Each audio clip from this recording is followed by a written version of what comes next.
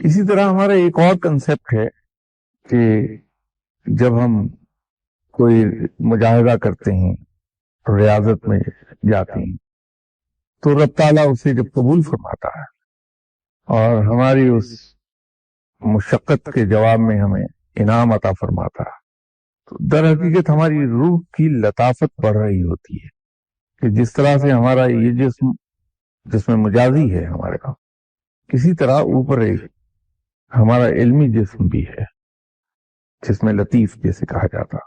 تو جب ہم ایسا کلام پڑھتے ہیں اور ایسے لفظ پڑھتے ہیں جو ہماری روح سے مطابقت رکھتے ہیں، تو ہمارا وہ جو روحانی جسم ہے اوپر، وہ پھلتا پھولتا ہے، صحت مند ہوتا ہے.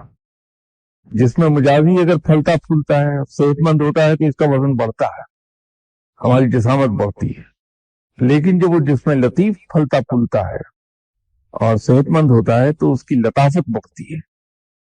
تو جو ہماری روح کی لطافت بڑھتی ہے، کیونکہ اس کی پرواز بلند ہوتی ہے، تو وہ نئے جہانوں کی سیر کرنے لگتی ہے. اللہ تعالیٰ اسے سیر کراتا ہے. انسان علم کے کس مقام پر ہے، اس کی پرواز ڈائریکٹلی پروپورشنیٹ ہے اس مقام کے، اس کے حساب سے اس کی روح کو سیر کرنے کی اجازت ملتی ہے. تو اس کے پہلے درجے کے طور پر ہوتا یہ، جو ہی ہم لطافت کے ایک مقام پر آتے ہیں جو بڑا ابتدائی مقام ہے، تو وہاں ہمیں وہ غیر مرئی چیزیں دکھائی دینے لگتی ہیں جو عام حالات میں ہمیں دکھائی نہیں دیتی، اور عام میں جنہیں ہم جنات اور بھوت اور اس قسم کی چیزیں گنتے ہیں، یہ ہمیں دکھائی دینے لگتے ہیں. پھر ان سے ملاقات ہونے لگتی ہے، گفتگو ہو جاتی ہے، جو مقام بڑھتا چلا جاتا. اس کے بعد اللہ تعالیٰ کے عجائبات عالم جو ہیں ان کی سیر شروع ہو جاتی ہے، آسمانوں کی سیر شروع ہوتی ہے. وہ ڈیپینڈ کرتا ہے کہ ہم لطافت کے کس مقام پر ہیں، پرواز ہماری کتنی ہے.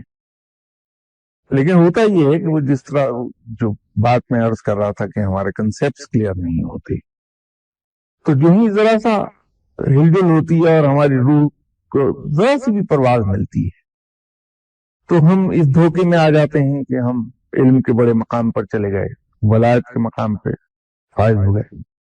حالانکہ وہ تو ابھی ہم سے کوسوں دور ہے، ایک لمبا فاصلہ ہمیں طے کر کے وہاں تک بھی پہنچنا ہے. یہ تو اب صرف ابتدا ہے.